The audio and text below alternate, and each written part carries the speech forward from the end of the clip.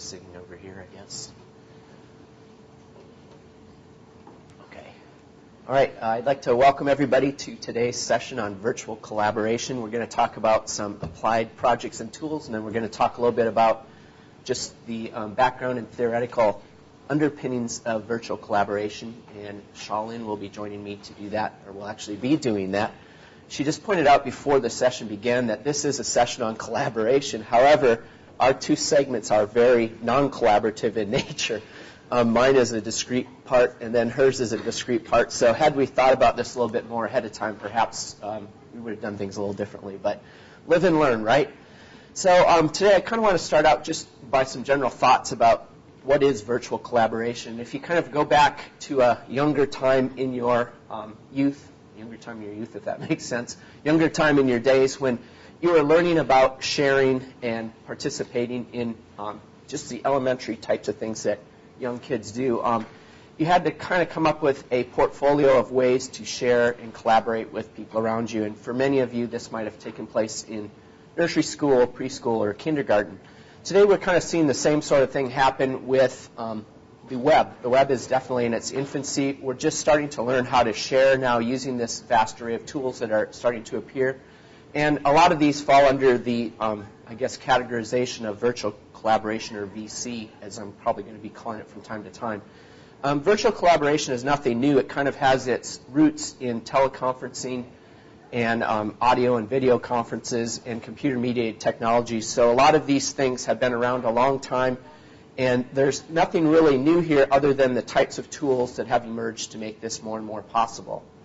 And so if I go back to my own, I guess, beginnings with virtual collaboration, in the 1980s I worked as a computer programmer, and a lot of my work involved using telnet-type applications and working with computer programmers who might be at remote locations on a telephone with me and also on the terminal at the same time while I was typed in, and we would sort of try to work through problems and situations that might have emerged. Since that time, the tools have gotten a lot better and the technologies have gotten a lot better, and people in general have gotten the idea of virtual collaboration to, I guess, to a new level, and things that were problematic then are not so problematic now. I like to kind of think of virtual collaboration along these sort of axes, and Shaolin's going to go into this in a lot more detail, but just to kind of give a quick feeling for what a lot of these applications are going to talk about in terms of terminology. A lot of virtual collaboration takes place in a synchronous manner. That means face-to-face, or not face-to-face, but real-time. If you were face-to-face, that would be synchronous communication. Asynchronous communication means that there's a time independence factor taking place. We also have thin and thick applications. Thin meaning that there's very few cues that might occur in normal communication. For instance, there's not facial recognition type activities going on. There's not nonverbal cues. There's just maybe very thin text or things that are very minimal in terms of communication. Thick, on the other hand, means that we've got a lot of nonverbal cues. We've got ways of communicating in more than just text and language. So those are kind of the two main dimensions. A third one came to mind just a little while ago, and I couldn't really draw a three-dimensional cube up here that easily, so I decided to just mention it instead, and that is the venue for the collaboration. Is it a kind of personal, one-to-one type thing, or is it a one person to a many or an external audience? And so virtual collaboration on the web has this added element of being able to draw in people for the collaboration that may not necessarily be part of your immediate group. So that's kind of where we go with that. I'm just going to spend a little bit of time talking about some simple virtual collaboration examples, and then this will kind of give us a flavor for some of the, I guess, places and things that are happening in this area from a more theoretical standpoint that Shaolin's going to talk about. So probably some of the first types of virtual collaboration that I worked with in the classroom were just simple things like taking what we normally did in a traditional classroom and extending it to the web. So in other words, taking a research project and then using a set of tools to make that a little bit better. And this particularly came about for me because of distance learning. And one of the classes I teach in distance learning is quality management. And the idea is to, one of the ideas in the class is to have students do a real-world quality type project where they work with an external company and then develop some sort of a real-world application for them.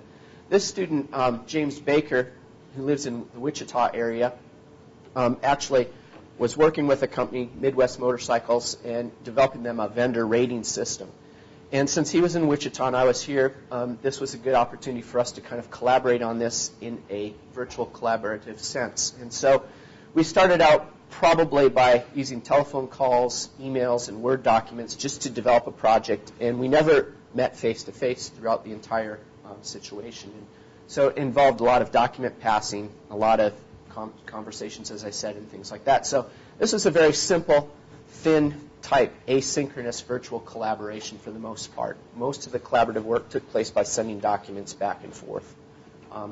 If I was to do the same project today to make it a little bit better, probably what I would do is add a additional tool, something like Google Docs, where we could both work on the document simultaneously and see each other's changes and things like that. So this is kind of an example of just a simple collaborative type opportunity. My own experiences then kind of followed the technology of the day. K-State Online added some tools to their platform that made it possible to do student group work in a virtual collaborative environment. And you can kind of see a little bit up on the slide right now. It says Paper Thin. That's the name of a group that I had created on K-State Online, just an example group. And you can see by looking at the information around their group, they had 7 chat room entries, so they didn't use the chat room a lot. They had 20 files that they posted and used in the terms of their virtual collaboration online. They didn't schedule any calendar events, but they developed a couple of discussion threads with posts, and mostly they seem to have used the email system in K-State Online to do this project. So this type of a project had a goal of asking the students to only use tools online to develop some sort of an educational artifact. And in the case of this project, they were developing a Microsoft Producer presentation that they would then post on the web, and all their classmates could come out and learn what they had learned and then post comments and discussions about that. And so they did I guess, a project on Wi-Fi and how it works and how it can be used in corporate environments. So this was kind of my second step in the virtual collaboration area with students. And the environment, again, was kind of this K-State Online supported set of tools, synchronous in some ways when they're using the chat rooms, and asynchronous when they're passing files and texting, I guess, information back and forth and things like that. What I did find out later on is in most of these virtual collaborative adventures that the students took, that they did end up resorting to using their cell phones and texting a lot. Even though that wasn't part of this platform, they sort of started doing those sorts of things. And they also used their social networks as well. So some of them had Facebooks and started passing information back and forth there as well. So I just kind of collected that to find out a little bit more about what was going on. So another area that I've started working with recently is taking this to a little bit thicker platform. That means I'm trying to incorporate more of a face-to-face feel for these projects. I've only had one student group do this so far, and that is to add a kind of live video element to their projects. The tools I've been experimenting with are called Livestream and StickCam. Both of them are web-based, I guess, platforms that enable people to broadcast their own television show, if you want to think of it that way. It's kind of a neat idea. Literally tens of thousands of people are using this every day to go out and create their own broadcasts and send this information out over the web. So what I asked my student group to do was to create a broadcast about using StickCam on StickCam and then make that available to their classmates. So they did do a live broadcast. They captured the broadcast and then posted it on a website later on. I wasn't completely satisfied with how this project turned out yet, because I think it's still in the learning stages. There's a lot of possibility here, but there's also a pretty high learning curve. So I think what we'll see is more and more of these kinds of tools emerging to give students the ability to do this kind of a project. One of the things I liked most about it was the fact that I think the students have seen so many broadcasts in their life that they kind of emulate what's going on, and they get into the spirit of the exercise quite a bit, and they provide a lot of information and feeling and emotion that you might not see in other types of projects. So I see this as maybe a piece of a larger portfolio of collaborative tools. The nice thing about it also is that it has persistence, and that means after the broadcast is over, you can store it and people can come back and watch it, just like any type of video broadcast that we might have today. So that was my second type of live virtual collaborative experiment, I guess. Recently, what I've been doing is realizing that these tools all need to have some sort of a common location or method of tying the pieces together. And what I've discovered is that wikis have been a really great venue for doing this sort of thing. And wikis traditionally have been thought of as just being a place where people type in text and they become a data repository, if you want to think of it that way. Wikipedia, for instance, is kind of modeled on the encyclopedia idea, where it's just a set of articles that people can read and look at and refer to. What wikis have become in recent years is really a multimedia compilation area, sort of like a resource that also provides a repository for a number of different things. We've been recently using a wiki that K-State has sponsored, and it's been put together by a team of distance learning educators and OEM and other people around campus, Elate Wiki. And that has given us kind of an experimental laboratory, if you want to think of it that way, where a lot of different things can be tried out and used. And at the same time, we're creating these useful repositories of information. So we kind of started out by putting a number of articles out here and then inviting students to contribute to this wiki in the context of different classrooms. What this ends up doing is creating an entry that remains past the end of the class. And the thing that's been interesting to me is that students have initially started these entries in the classroom. Then they've continued to update them and change them and add to them. And I've noticed recently some people from last year have gone back and changed citations and added different things. And I found this really interesting because they're no longer even at K-State, some of them, and they still come back and look at their project, and they're sending me an email saying, it's interesting to see that still out there. And so it allows us to create this body of work that stays beyond the students' time there. So in terms of virtual collaboration, how this ends up working is a group of students might be assigned to work on a wiki entry. They type in the initial article, then they start adding multimedia components to it. And I kind of like that approach because you can either have a lot or very little all in one spot. It's very interesting to see the approach that students take, too. Some of them will first create the article and then go back and start adding in the multimedia pieces. Other ones will do a video or something and post that out there, and then maybe later slowly start filling in the details. It's kind of a personality-based thing, I think, depending on the team and what their goals are. So it really encourages this sort of collaboration among the students from wherever they happen to be at the time. Another thing that this type of virtual collaboration allows is the outside element. And a number of people who may not be connected to the class may go out and see this article. And since it's a wiki, open for editing, they may contribute their own thoughts or their own experiences to the project. And some of the students get quite excited when I talk to them about this because they think, oh boy, you know, if I just post an outline out there, you mean somebody may come out and write this for me? And that is a possibility, but I haven't seen it happen quite yet. So I tell them not to wait and hope that, you know, something like that occurs, because it usually doesn't. So it keeps people connected to the class. It creates a body of information, and it's a virtual collaboration that's going on the web with video, audio, PowerPoints, and all kinds of things. So some of the pieces that we see showing up in these wikis range from just simple images, and that's probably the first thing that wikis added to their text-based format. Videos are also possible, and in Elate Wiki we've got an extension to the underlying software that allows us to embed videos from YouTube and other places. And this example up on the screen now is one that was created by OEM, and we just put it up there as kind of a sample. But you can see at the bottom of the screen, this ID is something that you would see out at YouTube as the ID of the video. And so this is actually a YouTube video. It's created at K-State, uploaded to YouTube, and then embedded in Elate Wiki later on.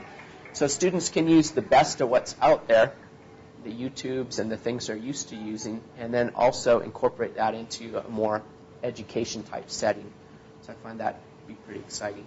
Another thing that wikis allow you to do is to embed live websites. So if your project involves other things that are already artifacts out on the web. Students can place a window that views that website in real time, I guess, from inside the wiki page. And so this is using an extension called AnyWeb. You just place the website in there, and the software behind the scenes takes care of the whole problem for you and puts it together. Another thing I like about this is if the students also develop a website, they can also use the wiki to pull the website piece in with the video piece and with all the other pieces. So it gives them a common place to store all the stuff in one shot. And then finally, the latest thing that I've been experimenting with on ElateWiki is to add documents that have been created by either students or other people. One of the websites that's become one of my favorites in recent times is called Scribd. And Scribd is a place, it's kind of like the YouTube of document sharing, if you want to think of it that way. So people contribute PowerPoint slides, articles, works in progress. You can find almost anything out here, from complete books to commercial works that are for sale to free PowerPoint presentations. There's a lot of very good information out here, and students can kind of collect a set of this information, tie it into the wiki, and then provide a resource grouping, I guess, for people to use. And so right now it isn't as smooth as the other transitions. You have to add some HTML code to make it appear on the wiki, but in the near future, hopefully, we'll have that taken care of. And maybe that's a future project that someone wants to work on. So where do we go from here? We've got video, we've got audio, we've got different PowerPoint things, all these artifacts. Recently, a new Web 2.0 type of tool has appeared on the scene called VoiceThread, and I've shared this with some of you before. You've seen this little intro part that I'm going to show in a second. But VoiceThread is just a sample of one of many, many, many Web 2.0 tools that are starting to crop up all over the place based on virtual collaboration and sharing. And the thing that I like about VoiceThread is it tries to incorporate all the elements of the things that we've been talking about. It allows kind of an asynchronous approach. It allows voice. It allows video. It involves all these different kinds of human communication methods from one venue. And if you want to think of it as sort of an online PowerPoint slideshow where you get to add the narrative and you hear the comments that are going on. And I've actually got a little link out here to it. And if all goes well, we'll just hear this for a moment, because it does a much better job of describing itself than I can possibly do in a short time here. So we'll see how this goes. And VoiceThread is a free website. You can download the presentations that you create, and I've just started using these in my class a little bit. So we'll see how this shows up. So what is a VoiceThread? Well, it's a tool for having conversations around media, whether it's images, videos, documents, or presentations, or any combination of them. A VoiceThread can securely capture and hold an entire group discussion on one simple page. When people make their new comments, they will fill in around the edges, and the participants can even draw while they're talking, which is a very efficient way of getting your point across. Down here, behind the comment button, are actually 5 different ways for people to comment: by telephone, by webcam, by microphone, by text, or even file upload. Which means that if you can load this page at all, you can participate in this conversation, period. Now let's take a quick look at how you get around in a VoiceThread. The first thing is the image itself. If you want to get a better look at it, you can click on the image to zoom in and look around. You can try this right now while I'm talking. Just click once to go in and once to get out. And while you're zoomed in, you can move your mouse around and pull the picture in any direction you want.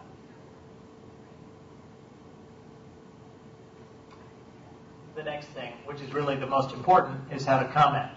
The first thing you need to know is that you are always in control, and you can always delete your own comment. Just click this garbage can icon that you'll see whenever your comment is playing, and then you can try it again. So don't sweat it and just say whatever's on your mind. After you've looked around at this VoiceThread and you register, click the comment button that's right down here, and you can try out all 5 different ways to comment.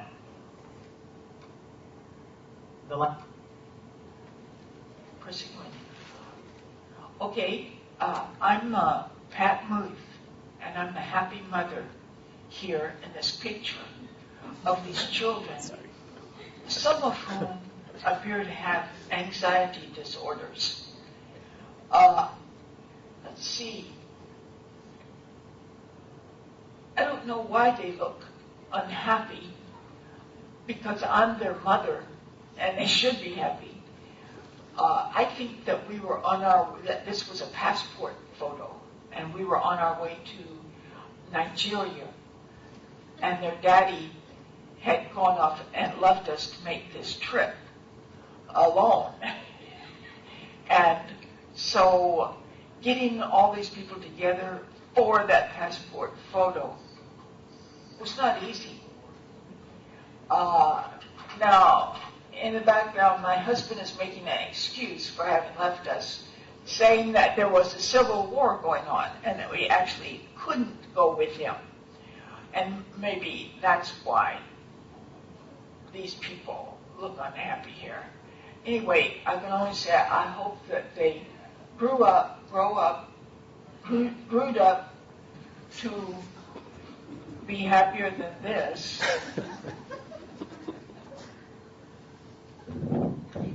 I think I'm so unhappy because what could have just happened is that Chris must have teased me really badly. He's the one smiling very happily. And when I complained to Mother, she probably scolded me. That's why I'm sad. Okay, so you can kind of get an idea for it. To be honest, this is why I bought into VoiceThread. This little video right here captured my imagination. And it's kind of sad, but also it's one of those things that you can't stop watching once you start watching it. So you might want to go back out later on and see how this family's story pans out over time.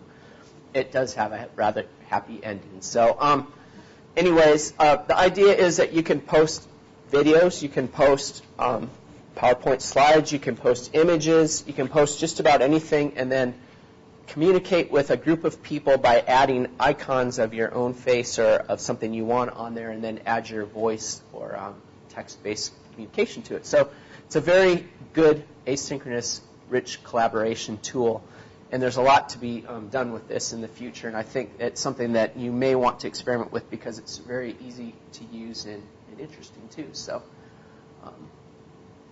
anyways, we'll go back to where I was here.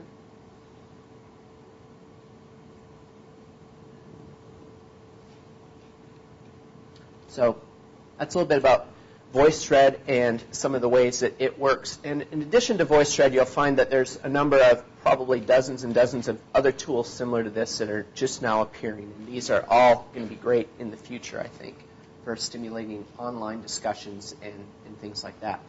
Another tool that I've begun working with a little bit is called ZinePal.com. And this is another Web 2.0 tool. And what it allows you to do is to create online magazines that can then become PDF files. And what makes this nice for online collaborations is you can have a group of students all preparing different articles on different topics. Then you can have those all compiled into a single magazine that is then published as a PDF file and can also be printed out into hard copy if you want that to take it that far. So it's just another venue for allowing the collection of these collaborative type ideas into one place and then moving it out into the real world from there. So this is another kind of a thick communication method because you can really make this into a high quality type magazine article, I think, or magazine if you want to, and it's definitely an asynchronous tool. The final place that I see a lot of virtual collaborations moving to is the immersive worlds in 3D spaces. And just to kind of give you a difference between the two items, immersive worlds are kind of persistent worlds in 3D space or in cyberspace that are there even when you're not there. So things like Second Life are these giant environments of, I guess, 3D animations and things that you can create an avatar and walk into and communicate with other people and move around. And when your avatar goes home and disappears, that world continues to persist and move on. The 3D spaces, things like active worlds, are not there unless you're there, sort of thing. Like you create a world, but it's kind of like a computer program. It runs when you're using it. When you're not, it sort of just goes back to the hard drive where it came from. And so this is kind of like a mini sort of immersive world that you can create. Some of the tools that I've been looking at recently are Second Life. I've been taking tour groups of students in there during class.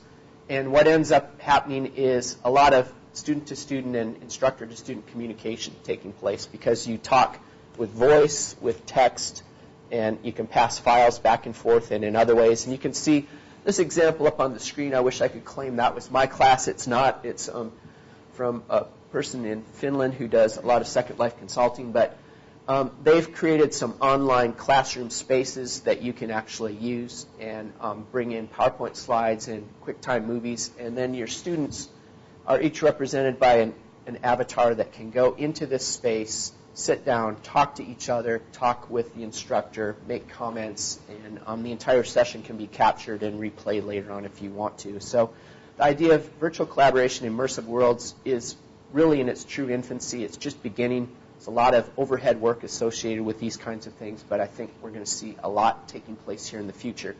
Another area, if you want to try this out but you don't have the time or energy to start building things in Second Life, Active Worlds is kind of what I would like to call a poor person's Second Life in a way, because it's a lot quicker to start up, a lot easier to use, but it's less, has less capabilities. And one of my colleagues who has created this, I guess, virtual world of instructional technology, has a website in Active Worlds that allows people to get trained on using things like HTML and other university-wide technologies. And this has been a very successful venture for them, because it enables a person to wander in, explore the technologies, and then collaborate and talk with people who might also be out there at the same time. So it's kind of just the beginning of this collaborative effort that people are going to kind of engage in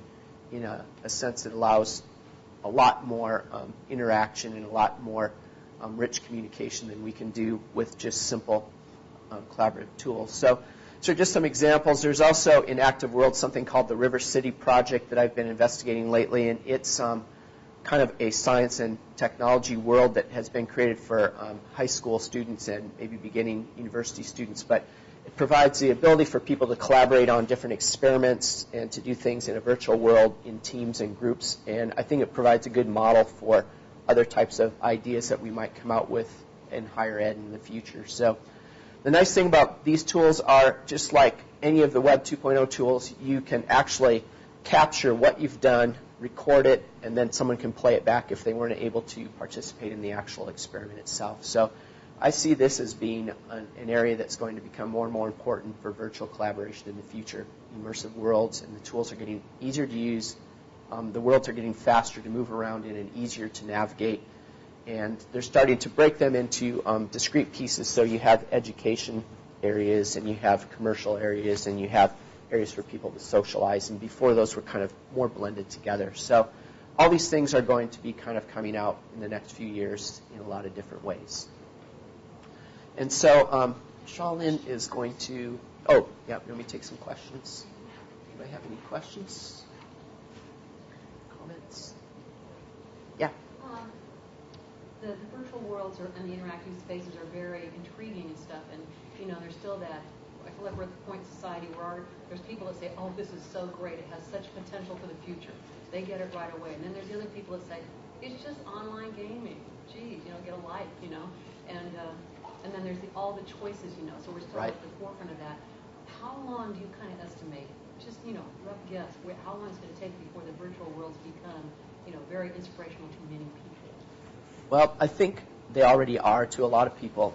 I'm kind of with you a little bit. I started out thinking, this is a nice video game. It's kind of fun. But then I started seeing some of the things that are going on. And right now, the people who are using them the most are the people who have grants or have a programming staff or have a large set of resources. But that's all going to begin trickling down, and it already has started trickling down to everyday users. And I think one of the examples that I saw that was quite effective was a Second Life conference I attended last year, and the sessions were broadcast in both Second Life and in the real world at the same time. And the participants were asking questions from both venues at the same time. And that really grabbed my attention and made me realize just how powerful and amazing this technology is going to become.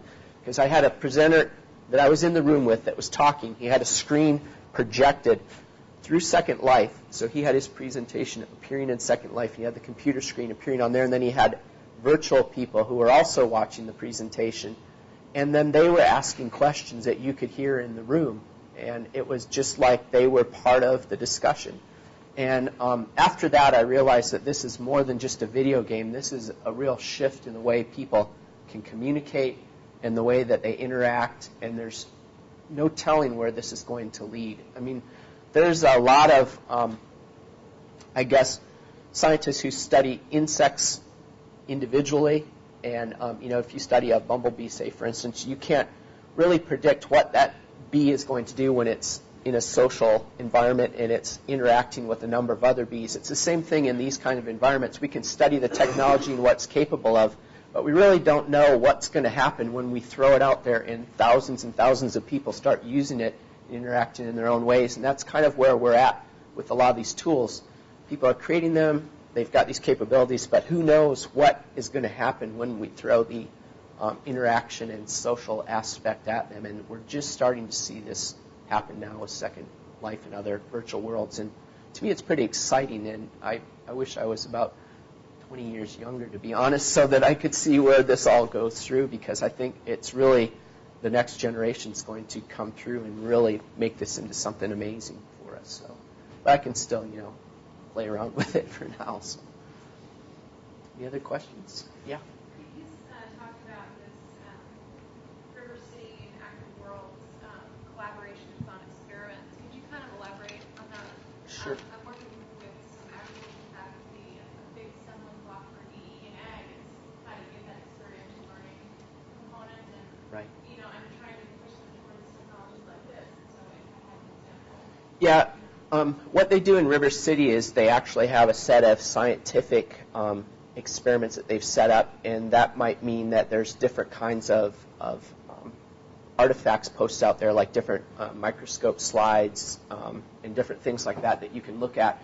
And the students are given a portfolio that they carry around with them, and it has like a research notebook, and it has experiments that are developed that they need to follow through with, and the experiments require that they look at certain things and draw certain conclusions from those items that are posted online. And so it's kind of like being in a lab, but instead of having like glass slides to look at under a microscope, you've got the pictures, the virtual pictures that are in high definition that they can zoom in and look at, and then they record their observations and they create graphs and different things with the material they have. And so that follows them through a series of experiments.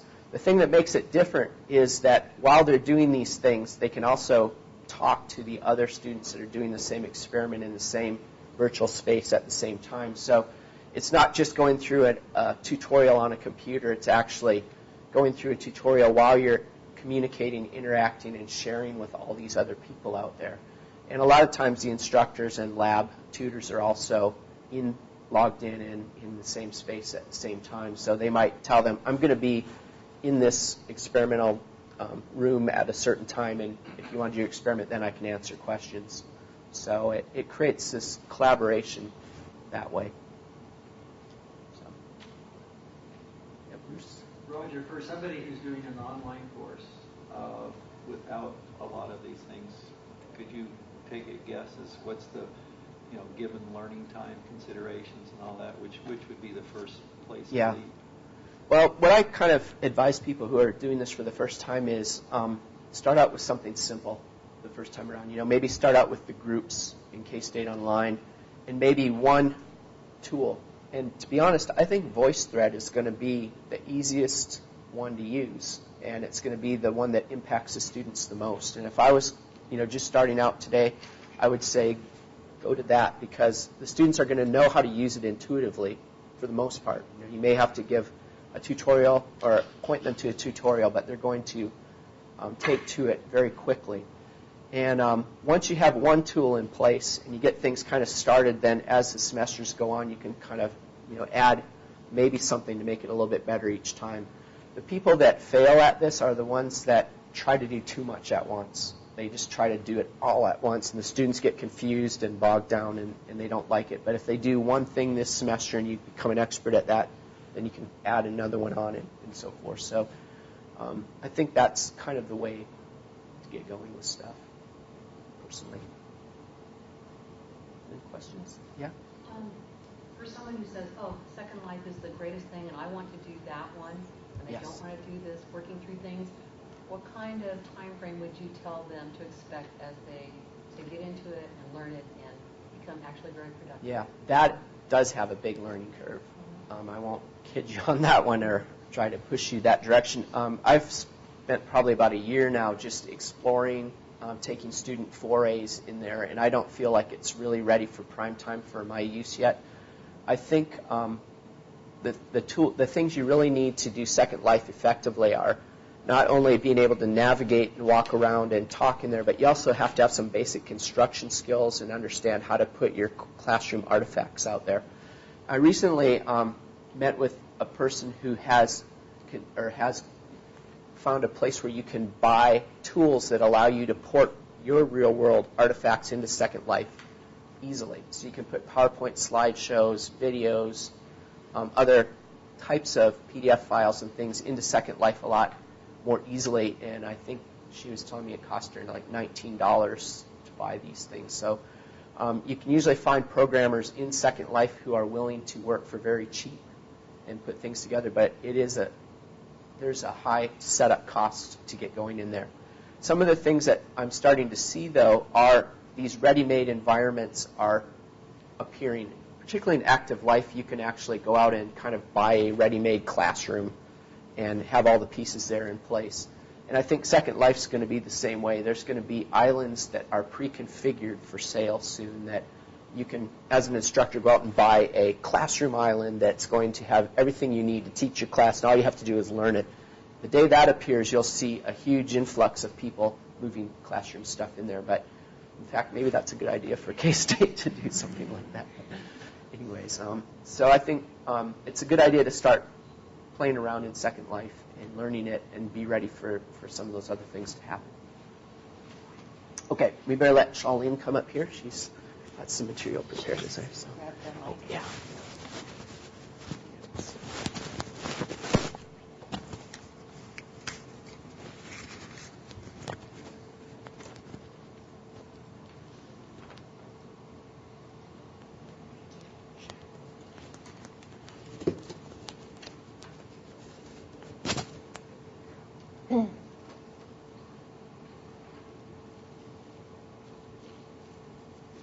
Okay, so I'm going to keep this a little speedy here since we have about 20-some minutes.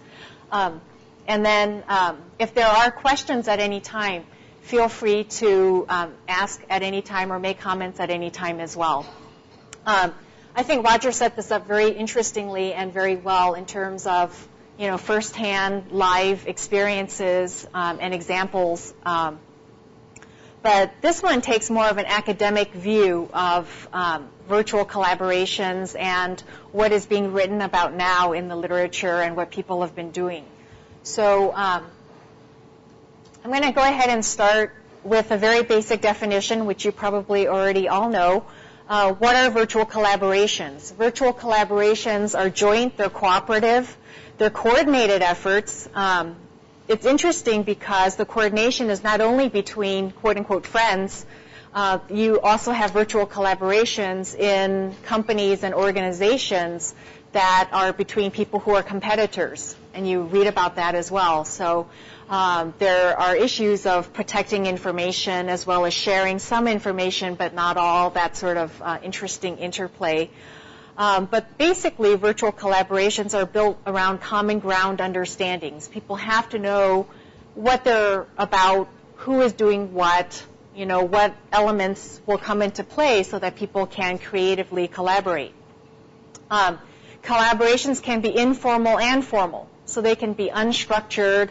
They can be strangers meeting. So some of the research is you're in a large organization, and there are people who are emailing each other and they're interested in a particular topic.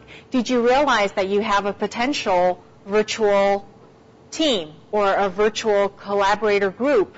And so some of the software is about, are you even aware that you might even have a group coming together? So in other words, it isn't that, okay, here we have this grant, we're going to move forward, we're going to collaborate and co-create something. It's that, look, we have a group that's come together, it's an ad hoc group, and you have some shared interests, and you might have an actual team that's forming. So when we talk about virtual collaborations, the really formal research talks about how these groups form, how you have leadership, how you create items, how you set standards. So there's actually sort of a formulaic process that these teams go through. And one term for this would be hot teams. I don't know if you've heard that term before. A hot team in an organization is a group of hotshots, basically, who are inspired by a passionate idea. They come together, they create some new product potentially, and then they break apart. Hot teams are infamous for not surviving, but they are very infamous for innovating well. Okay, so that's one type in an organization of a virtual collaboration. That could be something that a company that needs very strong research and development, R&D, might encourage those types of hot teams. And since you have this handout, I'm going to kind of move a little bit speedily, but if there's something not clear, just please let me know, because I'm not trying to, yes? A hot team at K-State. I think there are hot teams at K-State. I think they are teams that, I was on a really fun hot team recently that built a public health course within 5 months, and it was collaborators from around Kansas. And we had all kinds of different expertise. We built a course that was accessible, that also followed all the IP, intellectual property laws. And we had some really cool contents that where we did interviews with people, and these videos are part of the course. There are hot teams now and again, but you have to sort of get all these pieces to align first, and then to execute on it. So the amount of expertise on that team was just amazing, and the people worked together really well. And then people had the attitude of, go for it. Let's try it. We don't know, we don't have proof of concept yet on a simulation, on a mystery case study on public health, but let's go for it. Let's try it. And so it's that sort of an attitude. And it just takes a few people to spark. But it can really go interesting places. So, okay, so, as Roger was talking about, there are different types of technologies, lean to thick mediation channels or thin channels to the left, and then thicker channels to the right. And we use some of these, and I think at K-State we've got lots of pockets of expertise and pockets of use. I would bet pretty much all the faculty here do virtual collaboration, just simply because how journals are put together, online publications, the different conferences, all of that requires virtual collaboration. And I think most people do this, so I always feel sort of like there's nothing new I'm telling you. It's always like, you already know all this, but let's review sort of stuff. And so basically, the basic concept is that it's not really even the technologies you use, but how you use them. It's how the people come together, how acclimated they are, and then how they actually apply it for thinking and for sharing the labor. Virtual collaboration technologies have different functions, and Roger, I think, touched on this very well. You have the ability to record your interactions. You have an ability to share digital files. You have an ability to annotate and make comments on others' works. You have some spaces have clear workflows. So there are some technologies that are for a particular type of collaboration. So it's a dedicated purpose for those virtual spaces. So it could be a design collaboration where you have the ability to create, different types of designs, share them, and give feedback to each other. So some of the ones that we looked at today were more sort of general purpose. They were social and educational and could be sort of harnessed for particular purposes, but then there are also technologies that are built for these different types of interactions. And also using Roger's construct, the idea of synchronous and asynchronous types of interactions. And so there are plenty of these. It's important, of course, in these spaces that people's privacy protections be protected. When people collaborate, as you know, the real money in education is coming up with a new idea that you can execute on. And if you're the one that comes up with a new idea, you don't want to be scooped by your team, right? And so there's going to always be some sort of protectionism about what you've created. And these spaces, for them to really be effective, the ownership of creative ideas has to be clearly defined. People have to be able to say, all right, I want to have my organization apply for a patent for this, and this was something that's purely original and blah, blah, blah, and who created it?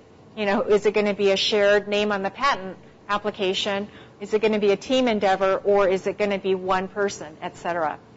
So all of those pieces are also pretty important to have in these collaboration spaces.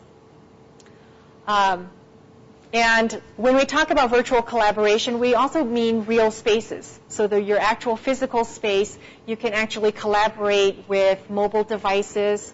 And there are different dance choreography collaborations between people in real spaces and people online.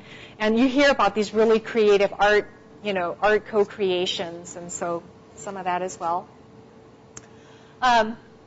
And this is just to broaden the concept. When people do virtual collaborations, you can have different types of design. You can have different types of leadership. The autocratic leadership is just a leader who decides, here's what's going to happen. Or you could have democratic, where people bring their pieces, talk to each other, give each other ideas. And you can have what's called mixed time. So sometimes we talk in real space. Other times we slow down and interact by, offering ideas asynchronously, that sort of thing. Okay. So a lot of courses now try to teach students how to do virtual collaborations. And virtual collaborations are kind of important because most of our lives, most of our work lives involve some sort of virtual collaboration. So let me throw this out to you all. How many of you do virtual collaboration, say, at all? So how many of you? Okay. What percentage of your work would involve virtual collaboration? If you had to put a statistic to it, would it be 5%? And we'll put our hands up if it's 5%, and we'll keep it up until, let's see, 10%, 20%, 30%, okay, 40%, 50%, okay, so mostly around 30%. Do you want to share some of your experiences with virtual collaborations? What sorts of things you do, what sorts of projects you work on? For those who had your hands up. Well, I run a language lab, and the staff, we have a wiki for the staff, and so when we work on some projects, like we might be putting together a tutorial for students or something like that, sometimes I have some of the student workers doing some of the inputting things, and then I can put it together there, but we can coordinate it all through our wiki. Good. So the use of the wiki, that was also referred to for collaborations and the sharing of resources and communications. Cool. Others? Type of media use is generation dependent. Okay. So working with people that really feel more comfortable with the listserv type of interaction, which means sending multiple documents and not really knowing which one you're working at, but it's comfortable. And we're not going to do anything new, especially Facebook. Don't say the F word. But trying to find a happy medium with people that are wanting to use these technologies to manage this information and data, at the same time, kind of bridging the gap between the two. So that's a current challenge. But most especially what I do, is more regional. Some of the work I do is some of the regional projects we work on. So I'm working with somebody in Illinois or Minnesota or South Dakota. We have a common objective through our North Central grant, and there has to be some way for us to mediate that communication. It's challenging depending on what your comfort level is. What area are you in? Entomology. Entomology. Okay, interesting. Yeah, because I know the USDA, for example, has a shared site where a lot of people from across the country collaborate and create contents. And I think different fields may end up defining these collaborative spaces based on their particular needs. But you also find that versioning of comfort levels. So there is the email, you have the electronic mail service sorts of things, and then the more complex stuff too. Yeah. So it's really trying to build that comfort, and that's one of the challenges that I am having, trying to get some of that implemented, because it does save time, and it does save, saves your mind on most days, but it's really just like pulling teeth some days to try to get them to use it. It can be extremely hard, and I think that what Roger said about being careful and slower in terms of acclimating people, I think is extremely true. Otherwise, people will be fearful and will run. So yeah, and you have that sensitivity about that too. So okay, did you? Sure. I work with Great Plains Ideas, and these are things that we work with faculty and administrators from different institutions across the nation now, using things like Skype, Meeting Wizard, wikis, those types of things, just to make it easier, on a national level. But like you said, we have a lot of different ability levels that we have to work with, and trying to convince everybody to use a wiki is not always easy. Yeah, I read that the conversion rate to get people to start posting content on a wiki is like 1 in 10,000 for Wikipedia. So if you're beating those odds, you're doing better than a lot of people. Yeah, it's rough. It's not the easiest thing. Jerry. It's not quite online, virtual, but I've helped coordinate the Research and Extension's Adobe Connect web conferencing system, and it's getting a lot of use in various departments for online research in particular. You can't have live meetings, but you can post things in the meeting room as well. But these are virtual meeting rooms, and they had to deal a lot with saving time, travel, and literally, I think it's broadened K-State's efforts in terms of not working just within the state, but nationally and internationally as well. So we have a lot of partners, you might say, that are now drawn into using these collaborative meeting rooms. That's a great example. Pretty successful, and the system's pretty much growing a lot. Right. So using Adobe Connect for live meetings and also for sharing archived contents. Right. Okay. Excellent. Cool. Okay. Well, and for those of you, many of you are on national projects and on regional projects, and national again here. So the idea is that the people you work with are all cross-functional team members, which means they all come with different skill sets, they come with different attitudes towards technology, different ways of interacting with people, and all of those involve different challenges. And Jerry mentioned something about virtual meetings, so where you meet and can decide and can collaborate around different issues. I think that's a really good point. And so the rationale for teaching students about virtual collaboration and giving them these opportunities is because it's part of modern organizational life. It's part of their lived lives already, but it also helps to sort of formalize the fact that they're going to be interacting in these ways. So this screen, and we have a couple of these, is to kind of throw it back out to you, where virtual collaborations exist in your fields, and you actually responded to that already. And the walk-away question would be, what types of other virtual collaborations would be beneficial for your particular learning domains? I'm going to skip over this fairly quickly, but the educational theory just says that people benefit in learning in terms of complexity by interacting with each other and seeing what's going on in other people's mental models and having good communications with each other. So I'm going to just skip over that.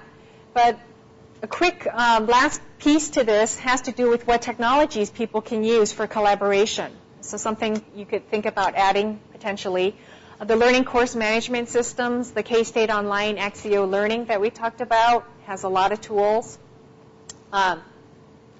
We have weblogs or blogs or microblogging. This is real time, so a lot of foreign language classes use microblogging where people tweet, quote unquote, tweet each other using a foreign language in a live space, right? We have wikis, which people can co-create contents, and wikis, of course, pretty much now accept any sort of digital contents. So it's also video, it's also audio, it's not just text as it traditionally was when they first came out. We have immersive worlds that Roger covered very well. These are synthetic 3D spaces with physics engines underlying the basic structures and lots of different types of people. I like that idea of the bees, and you don't know what's going to happen, once they get into the hive in that sense. And there are surprises about how people interact with each other. We have what's called mixed reality. That's real space interactions and high tech, right, where people use mobile devices or projectors and other types of devices to share digital information. We have simulations and games. We have virtual laboratories where people create digital labs where people can come in and do experiments, which Roger also mentioned. We have what's called citizen science. In some projects, there are ways that we can use the computing power on our computers at home and to let a central computer access those computers and to use the computing power at certain times if you leave the computer on. And so there, I think this is, I want to say Stanford, out of Stanford or UC Berkeley, I'm not sure, but there's a live link on this. It'll be on the site. But there are many ways to co-create and co-share, so it's helpful to think about the technologies that might be helpful for different projects and for continuing work. And so just a few things about what people do. This screen just shows most faculty deal with information sharing, publishing, co-writing, and there are people that I know I collaborate with virtually whom I will never meet face-to-face, whose voices I may never actually hear.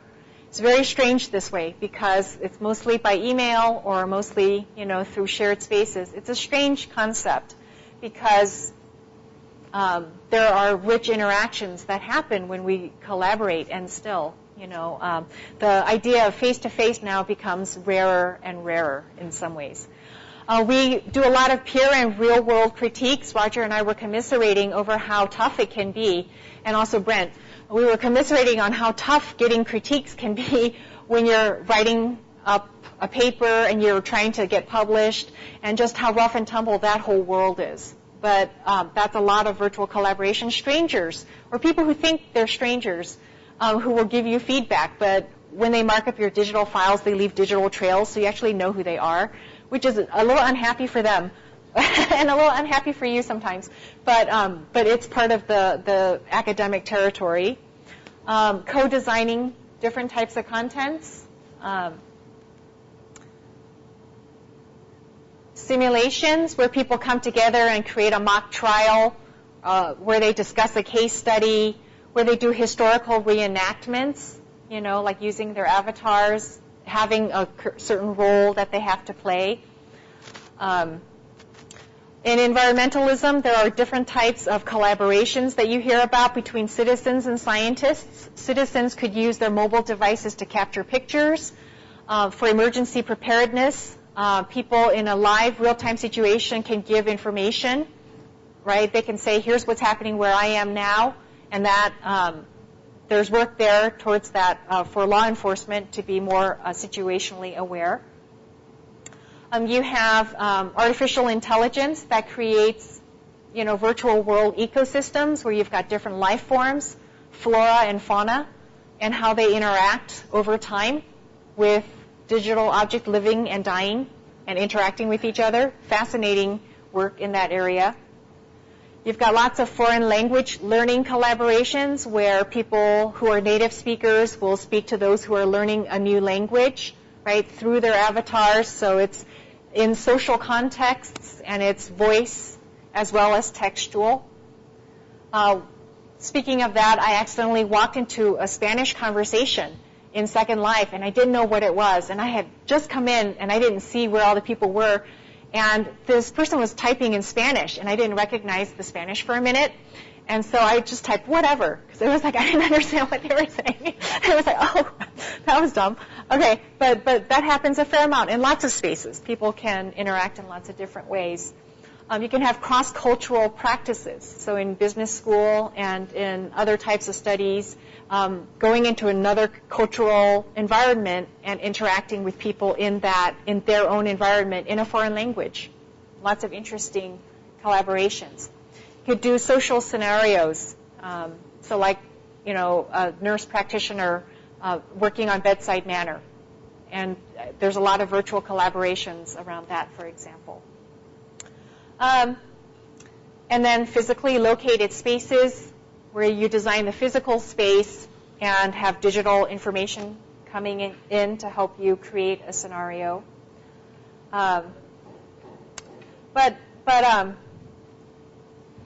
Okay. So the last question, where do you think the future is headed in terms of virtual collaborations? This comes back out to you. Any concepts? Yes, Betsy.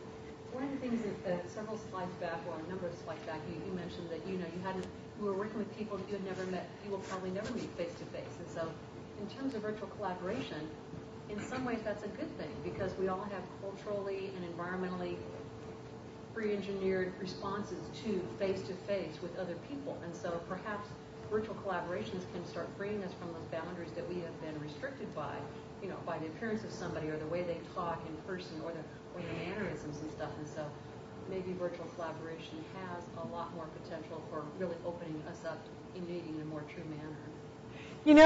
I think that's a really good point, that maybe we're more candid if we have sort of the virtual environment. Yeah, it's hard to say because I work with people in a lot of different countries whose backgrounds I don't know very well, including Turkey and Iran and a lot of other places. And so there's this sort of caution, and some of them I think I'm a man, by the way, because I don't clarify that I'm a male or a female or whatever. I mean, we just go with the professional reputations, and and so we just go forward with that. But I wonder if that in some social circumstances I may not be able to collaborate with some of these people if they knew I was woman. But that's sort of neither here nor there. So do you think that puts a lot more emphasis on the need that we will all have to become much more globally aware of other cultures and their environmentally or culturally hard-coded, responses? Yes, I think we do need to be more culturally sensitive, but also broader in who we are willing to work with and how we're willing to work with them. Yeah. Swasiti. I have a comment. I don't think virtual collaboration is going to go away. I think it's meant to be, and the way our new social engagements are with lots of other social networking sites and tools that are coming out, the new Web 2.0 it just shows how much it's out there and it's growing and the capacity and different ways of doing things, and how we first started with a few tools and how the new tools are coming out that are incorporating all of those things and even more. Google Wave has just come out, and they're inviting people, and they're enabling you to do email sharing of PowerPoint, editing documents, and various other things. So I think it's the way to be, and the sooner we jump on that and we learn how, we shift not only in learning the tools, but we learn, we change our attitude and our characteristics towards virtual collaboration. I think the better off we are. It's a whole new game. So. Yeah, I wholly agree with everything you've just said, Ben. Yeah. Kind of extend, if that's okay, Shasti. I'm looking forward to, and I think we'll eventually reach a point of adoption where the word virtual would just go away. Because, I mean, nobody ever thinks about saying, well, I called them on the phone. No, I talked to somebody yesterday. Well, they may have talked to them on the phone. They may have been in person, or it may have been over email. And nobody throws out the fact that they use some different form of media.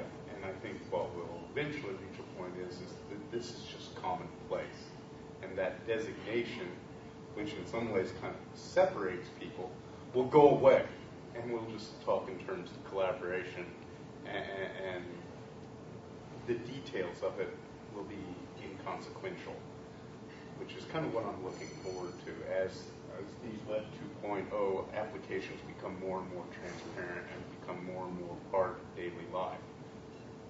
Yeah, I think that's an excellent point as well, that collaboration is just part of humanity. However we do it, hopefully the technologies will be less visible. And that's actually what the research is also saying, is that this stuff will probably just sort of meld into the smart environment, and we'll be able to connect in lots of different ways very effectively and to collaborate without this clunkiness. Yeah.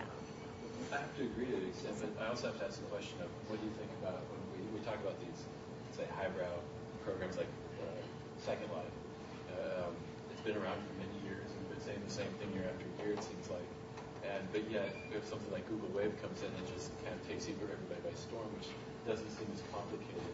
What do you think is the future of worlds like Second Life? We've been kind of predicting this for the last 5 years, it seems like. I remember, I think it's been 5 or 6 years ago when I was at my first conference where we talked about Second Life and collaborating. But it doesn't seem like it's grown as much as we'd expect. Did you want to come answer that here? I've got a thought on that kind of ties back to what we talked about earlier, and that is, if you look at how the web first started back in the early 90s. Thanks. If you look at how the web first started back in the early 90s, you had to build your own web page. You had to, get your own images. You really didn't have all these tool sets and things that would help you do what you want to do. And that's kind of where Second Life and some of these worlds are now. The hardware technology part of it is just getting good enough now. We're getting enough broadband to start really using it, but we haven't quite got that permeated through everything. However, I think the next thing we're going to see are these tool sets and these sort of world generating tools to emerge. And until those really come about, we're not going to see the same sort of proliferation, I guess, of Second Life applications. But I think we're right on the cusp of that. I'm reading a lot of stuff about people who are building tool sets that you can go in and fill in a wizard and say, I want to create 5 houses and 10 rooms in them with tables and this. And as soon as those things come about, and then they automatically generate this, Linden script and other things, then all of a sudden people won't have to be programming experts to use the technology to its fullest. Instead, they can become imagination engineers, if you want to call them that, and they can start thinking of what they want to do, and then the details and the dirty work sort of happens automatically. So, that's kind of what's happened in the web in the last decade, too. All these web wizards and generation tools, and people can build a world-class website, in 5 minutes. So exactly. So I think that's starting to show up, but there isn't really a good one yet that's taken over. But that's coming, and yeah, probably for another 3 or 4 years, you'll be hearing how Second Life is going to become this big important thing. But that's my take. And then I just wanted to just finish with the last idea here, that the idea of collaboration is the idea of collective efficacy, which means everybody gets stronger. Everybody works together more effectively, more efficiently. So it's not just one person benefits, it's not each of the team members benefit, but the whole endeavor, the whole team becomes more efficient. So are there comments or questions for us both? Or yes? What resources are available on campus to help people with this type of wikis or other projects that you might need to work on to learn the next technology? There are human resources, so I'm going to first point to the human resources because they are fantastic resources. This is Ben Ward, who's an instructional designer. That's Swasiti Mukherjee, and she's also an instructional designer, as am I.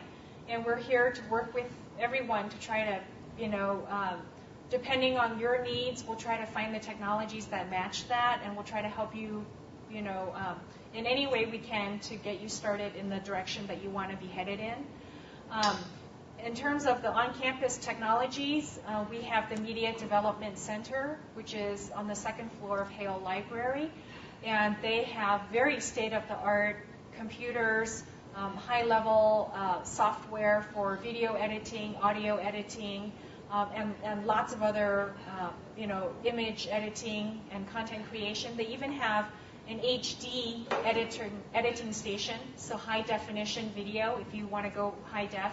And that's all free. And you can also borrow video cameras, still cameras, audio recorders, tripods. So we have those resources on campus.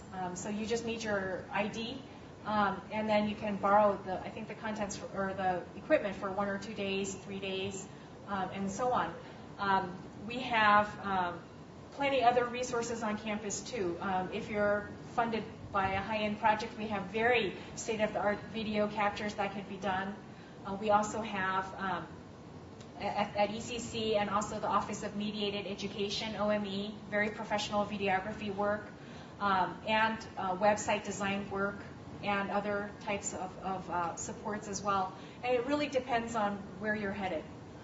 Did you want to add to I think that? there's other user groups on campus too. Like if you're interested in Second Life, there's a Second Life user group that you can become involved with. Other technologies, you can usually find people that are using it on campus, and probably OEM has those contact people as well. So. Yeah. So there's lots of contacts. So feel free to talk to any of us afterwards, and we would be happy to try to support you and point you in the right direction. Does that sort of answer your question? Okay. Please start. Okay. Well, and then we have got lots of different labs, an amazing amount of technologies, and seriously, people are very well connected on this campus. So if there's something we can't answer, we can find other people who can really be of help. Yeah. Betsy, are there other resources? Because I can tell you have. It's always a good idea to call the IT help desk and ask if you have a specific need for technology, or you just say, I need to do this, and what's available, because they're trained to tap into all the resources, that are the central IT things on campus. So it's always good to call them, and if they can't answer it, they will point you to somebody that has a more expertise in that field anyway. So a good, our first point of contact always on the K-State for IT.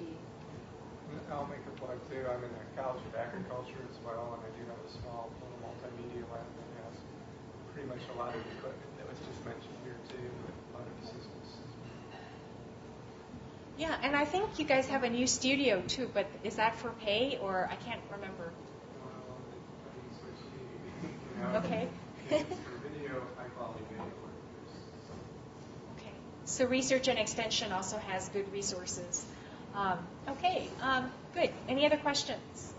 I had a question. Virtual collaboration things always seem to be focused on projects or groups that need to pull together things. And this last question raises a really good field that I think is just so wide open, is that we all have these needs for information. We have problems that we need to solve, things we need to learn, and how to do that. And do you think virtual collaboration environments could have so much potential for helping us all just collaborate to solve our problems? Not create a big project, but how to find something, how to learn, how to share information, but how do we tap into something like that? Sure. I think a good example is that Active Worlds website that was created, at Appalachian State University. And what they did is they just have this up and running, and people can walk in there, and sometimes there's a staff member in the room, sometimes there's not. If there's not, then you can set up a meeting for the future. There's a lot of resources posted in there that people can access. And so it just kind of takes the idea of having an informational website and personalizes it a little bit more with some communication and collaborative type of technologies. And I think those are the kinds of things that excite me about thinking of the future and how connections can be made in different ways. So I think all these are great ideas. It's just we're right on the cusp of moving into that arena. So. And I haven't seen Active Worlds yet, but so in this case, we wanted to collaborate and we want to share our information. We could go into activeworlds.com and create a K-State group or just an IT group. You can download their software. I think you may have to pay a fee to use it, and then set up a world in their web space. Mm-hmm. but it's much easier to build things there than in Second Life. However, it's not as rich of an environment either, so it's a trade-off. Yeah, I mean, I think there's a lot to be said for face-to-face as well. And I know many of you in here really do care about face-to-face and know the power of that as well. So I think having the face-to-face and not losing that human touch is also really, really important. So, I mean, the technologies also are getting richer in terms of how the avatars express themselves in these virtual spaces. But there's a lot to be said for meeting when we can, sharing water, so water and tea, and sharing the camaraderie and the face-to-face. So we're very happy that you've come to this IDT Roundtable session. And Swasiti, did you want to share something about the next presentations, or? I'll have to look at the poster. Okay, sorry. Well, this is the last one for this semester, and the spring semester sessions will start on January 28th. And if you don't have a flyer, there's one out here. We have 4 different sessions this semester, and they're all very interesting. Ben is going to be presenting on 2 of them. So I hope you come, and I hope you enjoy the presentations, and then hopefully you'll engage in the conversation following the presentation, because that's the important part. We want to hear what you all have to say and bring your thoughts and ideas. Well, thank you. Thank you so much.